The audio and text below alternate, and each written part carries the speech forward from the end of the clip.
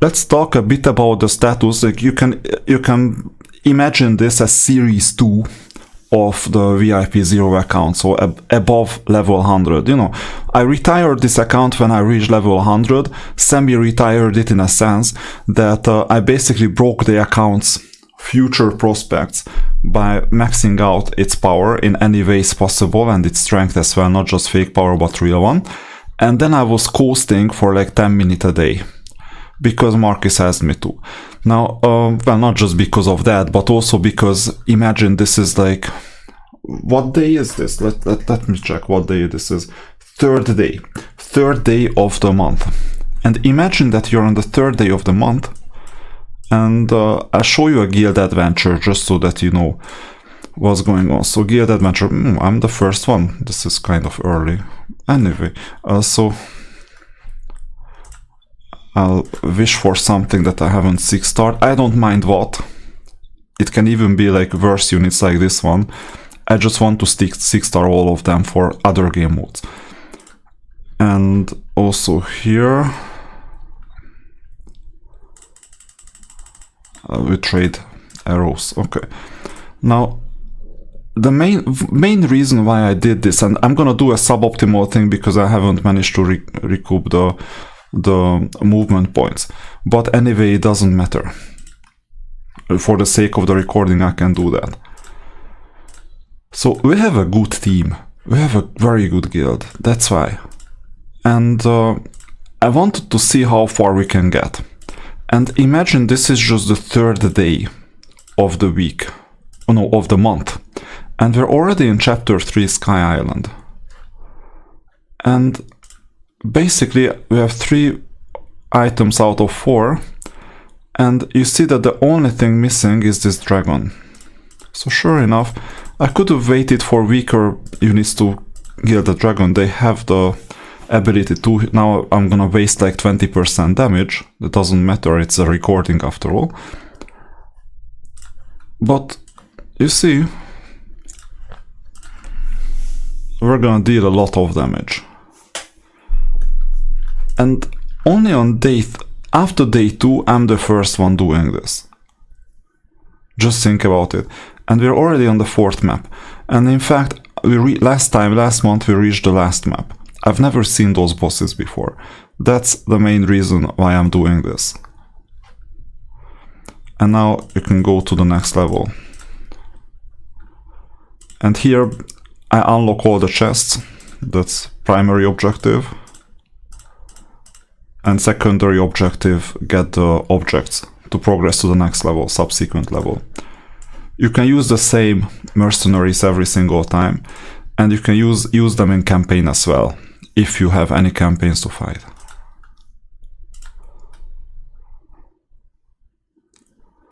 So that's one of the main reasons why I'm doing this.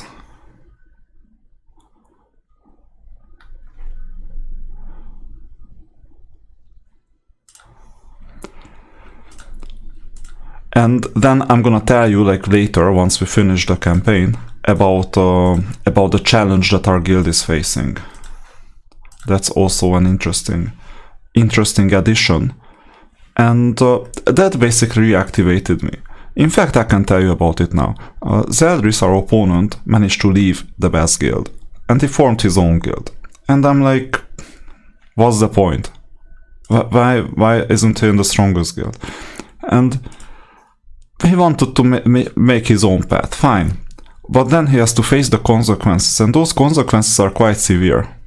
And it's gonna compromise the strength of his account. So even with my updated or downgraded account, let's put it this way, because I'm not gonna get into massive treasure hunts for a long while, for instance.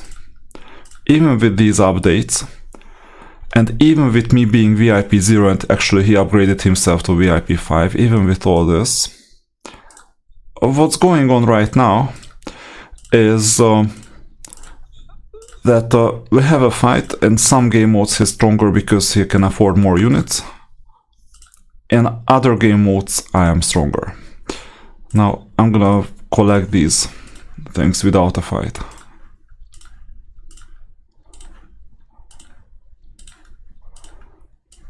maybe you don't know, but you can teleport to the back row. And if you cannot teleport, and in the other two you cannot, then you just collect the front ones with resource collection, and then you can teleport. Okay, the shortest path is this. Some of our opponents got activated. That's... Let's see what they do. Oh, nothing. The other two guilds are doing nothing. That's interesting. Okay, let's make progress here. Where is that bastard? There, at the top. I mean, you have to be a bastard to get lost every single day. I'm just doing these quests for the movement points, pathfinding. You see, I have pathfinding bonus 25 minutes. There is absolutely nothing new in this. Yeah, congratulations, we found you. And don't forget, you have one free movement purchase, and you have another 100 movements here if you accept the missions. We've done this so many times. And then the fastest way to get down, 1, 2, 3, 4, 5, 6, 7, it's more than 7. One option is that I discover the other parts. The other option is I go back to the town and make the 7 movements. And remember, there is nothing in here. So this means that you can even use the last teleport if you wanted to. Because it's better, if you have to make progress somehow, it's better to use pathfinding bonus to make progress. Now, we're gonna do the Aryan quest. That's a weekly quest, not a daily one.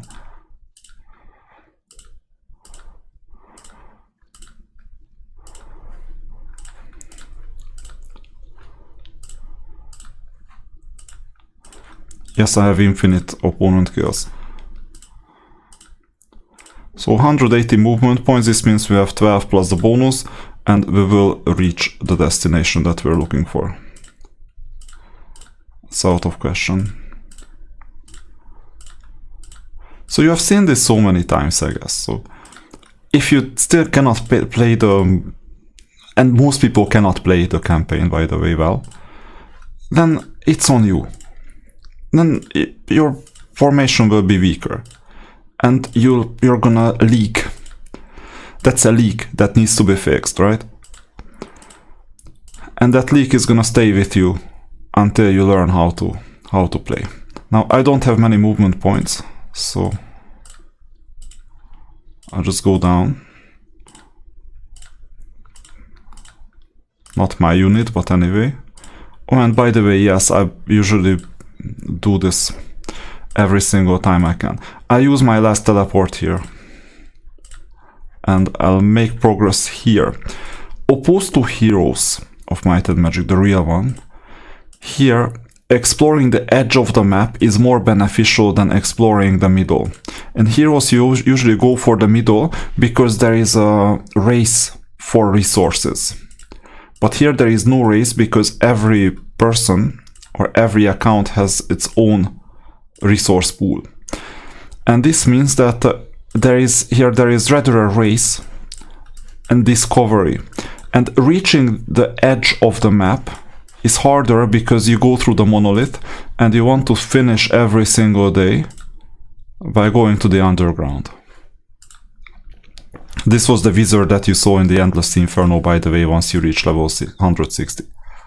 So once you go to the underground, you know, you earn diamonds. You cannot miss this opportunity. But you see that we still cover enough grounds. So that's why reaching the edge of the map at times is important. And you see, that's one reason why I reactivated my account. This is a good guild. This is a really good guild. It's a better guild than on my main account. So let's see.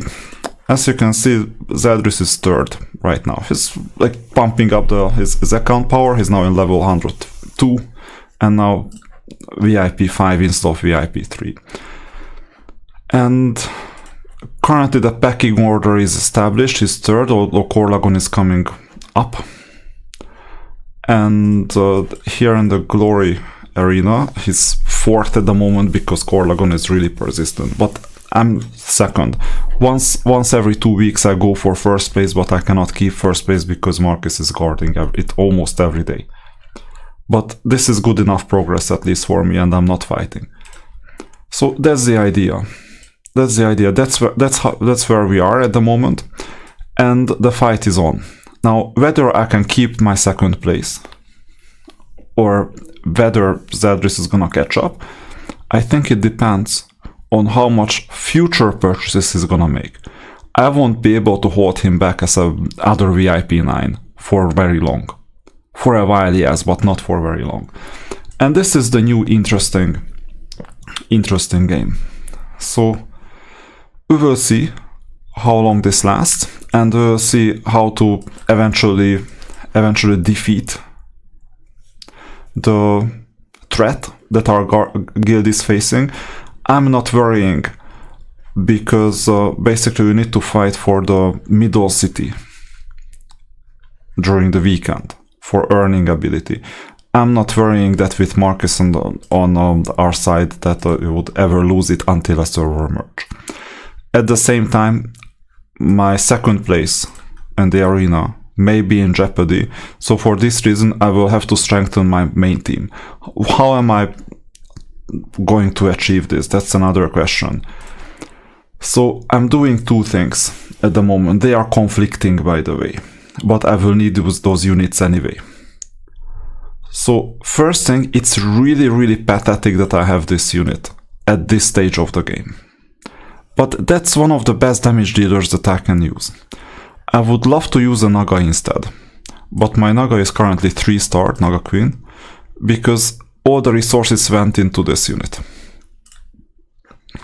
And this unit. So that's why my formation is like this. All the resources, I mean all the leftover resources. One thing I'm gonna do is replace Paladin with Dragon Golem. I have it already, I got it for free. Unfortunately only 3 stars, so it's not gonna be a big addition. I just need to level him up. So that's one. Although, you know what, I can do it right now. Not a big deal.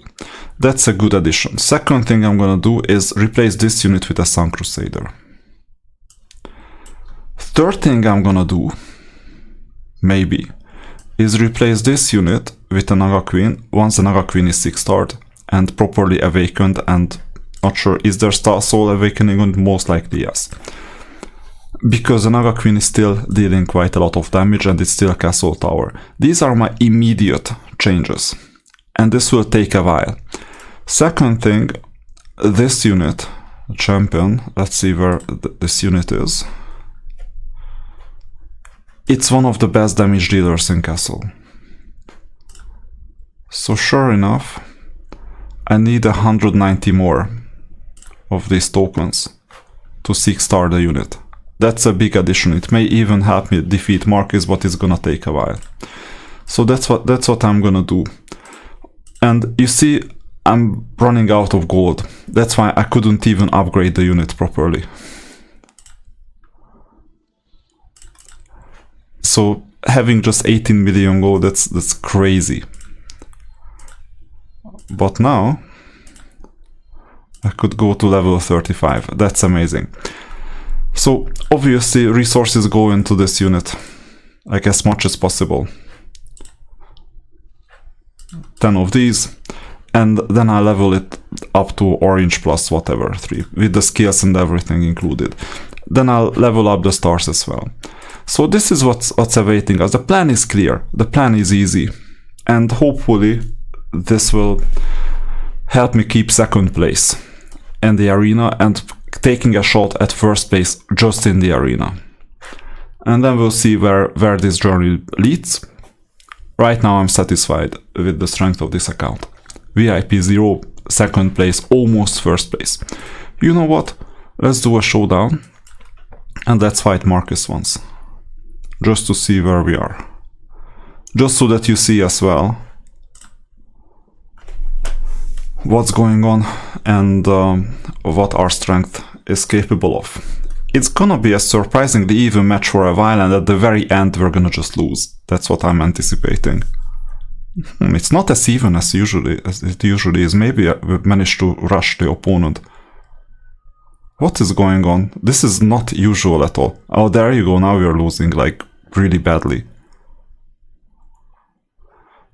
But we were a lot better off than usual because of a good start. And then the backup formation of the opponent was easier for him to keep the position. Let's battle the third place. Zedris is not attacking. Yeah, he's not attacking. Let's see. He doesn't even have a chance. I don't even need to change the formation. I don't have charging units. Although moving the formation 1 down ensures that once my backup formation is activated, they will charge through the defender. So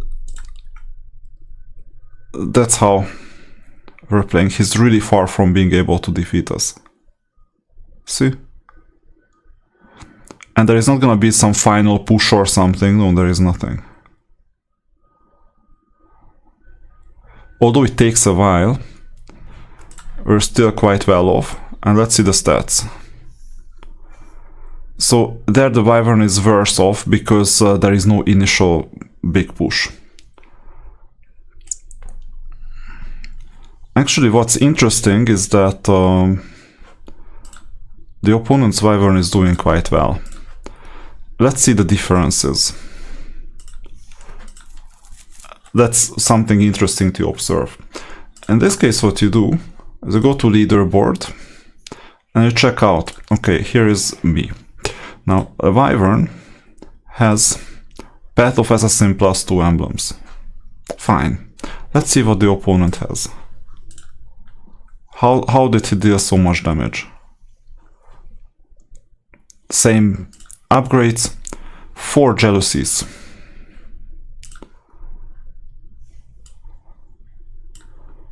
And this explains the additional damage. Meanwhile, Path of Assassin just gives you nominal extras in the first 30 seconds. So maybe Jealousy is better than Path of Assassin. Maybe. So I'll have to experiment on that. And that's a good ending to this video.